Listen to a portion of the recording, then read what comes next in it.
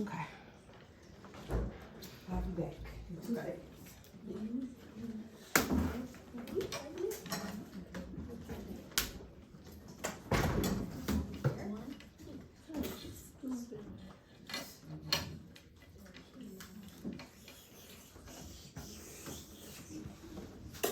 All right, one more minute. One more minute.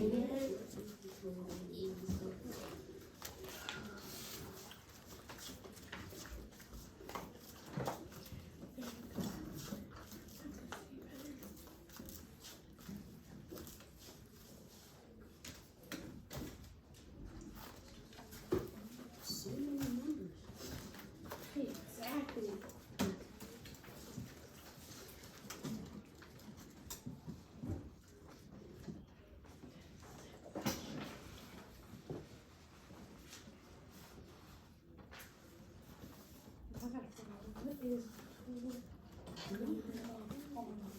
Just gotta go. Nope. Just gotta go. Go put it in your book bag. All of this, every bit of this, my love, has to go. Okay, before you start that day, go put this in your book bag. Thank you. Please don't take it out during class, okay? All the art materials gotta be put away. So the mass is all of this This combined? too, Katie, so you don't lose it. Miss Amber, the mass is all of this combined? Well, each one of those is a measure of mass. 180 grams is a measure of mass.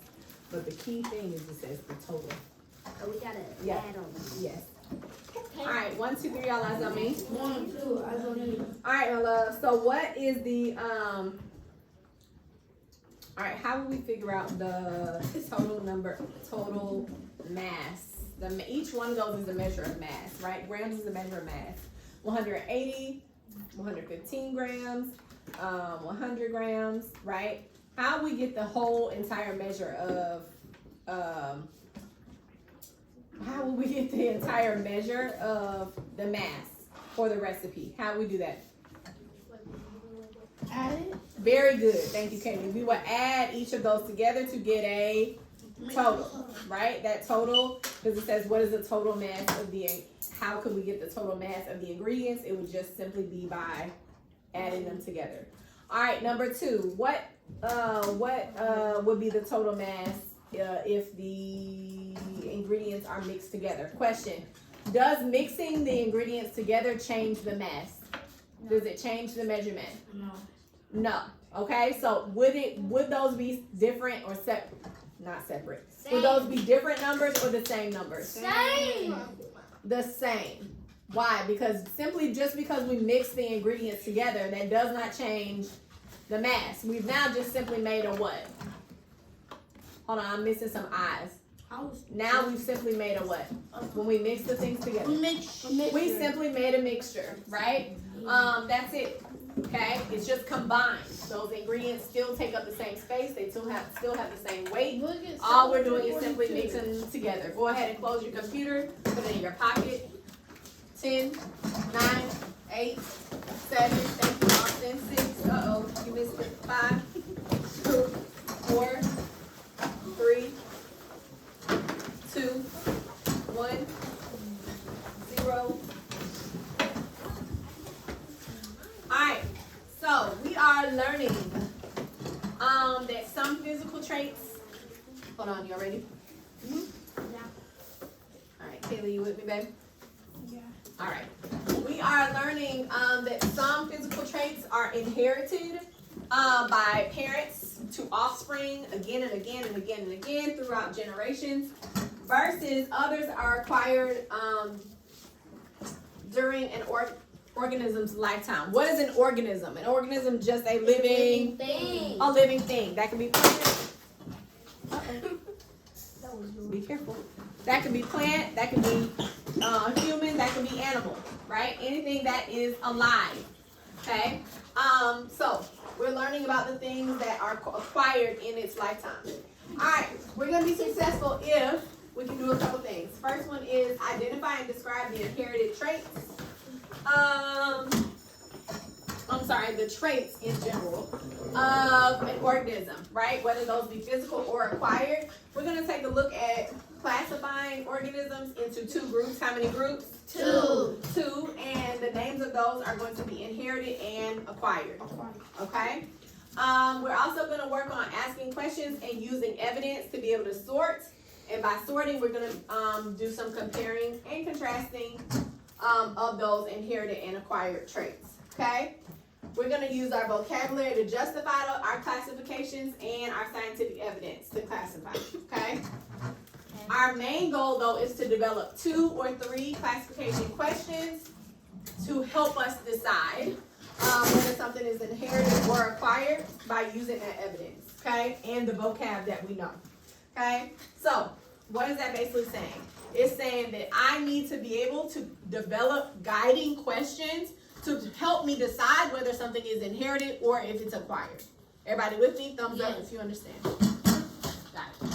All right, why are we doing this? Because the state says that we have to be able, as 5th graders, to ask questions to be able to compare and contrast about physical traits, whether they be inherited or acquired.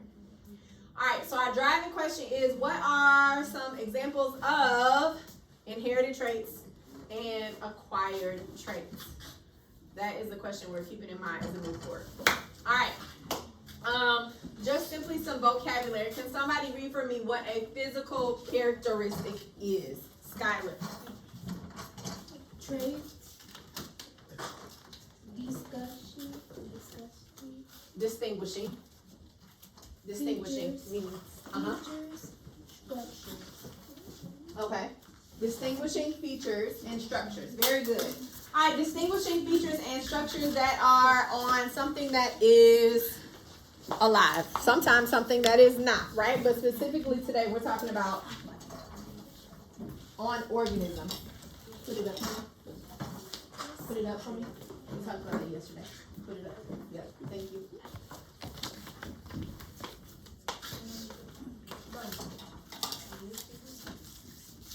All right.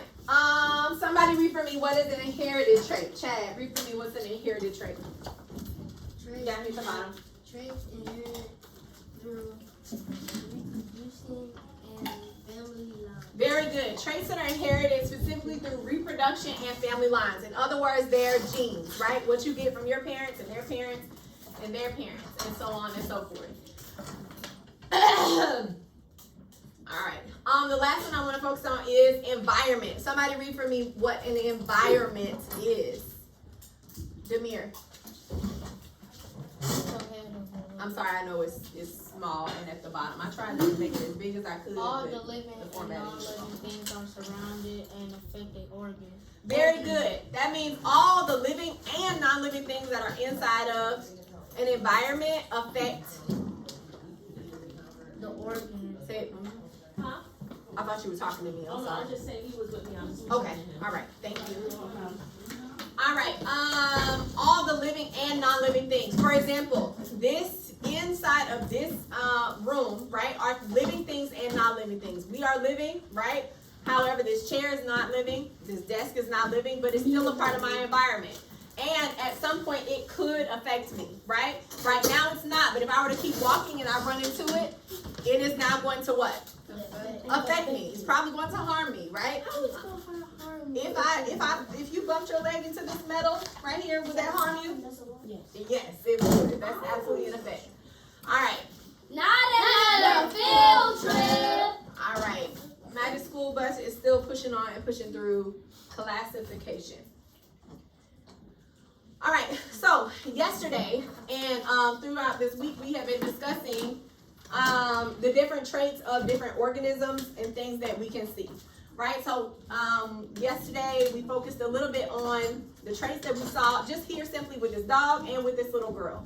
Okay. And we even talked about what made them distinguishing. For example, the distinguishing trait of this dog's very long snout and its floppy ears, right? Versus this young lady has this strawberry blonde hair and these pouty eyes, right? Those are considered physical traits for each of them. But we talked about the difference between the two is some of these things can be passed on as traits and some of them can not. Okay? Meaning his floppy ears can be passed on to the next generation once he has puppy babies.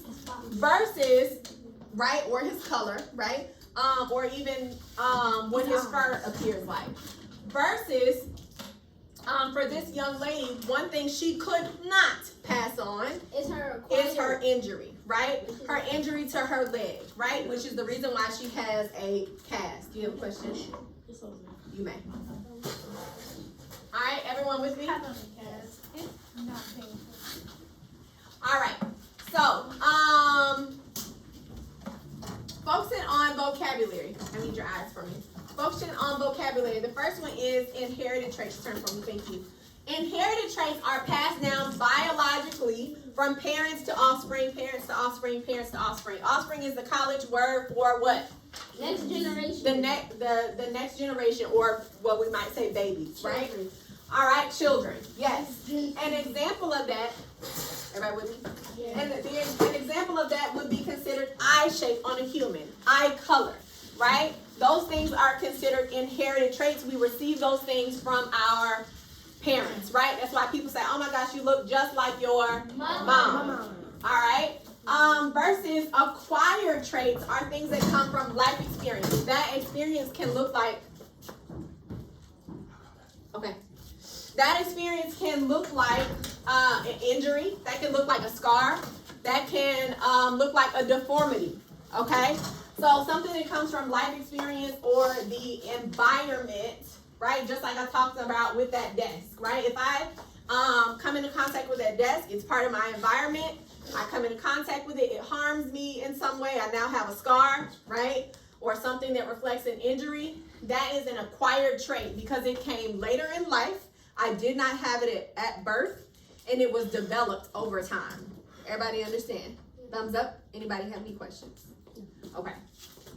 All right. Inherited traits can look like in live organisms. They can look like, for a bird, they might look like the shape of the bird's beak, right? That may look like eye shape for a human. That may look like the texture of the fur on a dog, right? Versus acquired traits may look like an injury, okay? It may look like something, an accident, right? That may look like something that happened by circumstance, like a deformity. Everybody with me? All right. For example, yesterday we talked about a clipped wing on a bird is an example of an acquired trait. How do I know that? Because where did that come from? It did not come from birth. It did not happen on their day one of life. That was acquired from an owner, right? The owner said their wings need to be clipped so they cannot fly, so they can stay in my home. That is something that happened to them later through circumstance, okay? All right.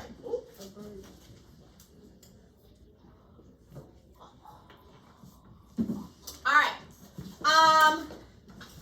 As we are working on asking questions, we are thinking about some guiding questions. When we look at a question, when we look at a description, we are thinking about a couple things. The first thing we're thinking about when we're deciding whether something is inherited or acquired is, was this organism born with it, or were they born to do it? Everybody understand? Were they born with it, or were they born to do it? Right? Did they have that ability from birth? Okay? The second question we want to ask ourselves is, did something happen to cause this? Right? That speaks to injury, accident, circumstance, right? Yeah. Okay? Also, I want to think about, was it taught? Now, taught can mean step 1, step 2, step 3, but it also can mean teaching through what? Observation. Okay? All right, so as I ask myself, when I'm looking at either a test question, if I'm looking at a description, if I'm listening to something, I'm listening for certain words, and I'm going to ask myself, as I consider those, Casey, was the organism born with it or born to do it? Could it do it from birth? Did something happen to it, right, by injury, accident, circumstance? Or was it taught or learned in some way, okay? All right, quick question for us to discuss. What clues or clue words help us to decide if something was inherited? So for example, if I'm hearing a description, like what we looked at yesterday when we looked at those cards from STEM Scopes, yes? Yes. What words helped us to decide if something was inherited or not? What words did we see or hear that helped us to decide if something was inherited or not? Casey. Like on the gorilla, it said my fur is black. Fur black. Okay. All right. So what part of that helped you to decide if it were inherited? The black fur, when it says my fur is black, because that means if you have black fur, you probably got it from one of your parents. Okay, very good. So linking that to its physical appearance and thinking through how did their appearance come to be that way. It didn't happen to them, right? Therefore, it happened naturally. Yes.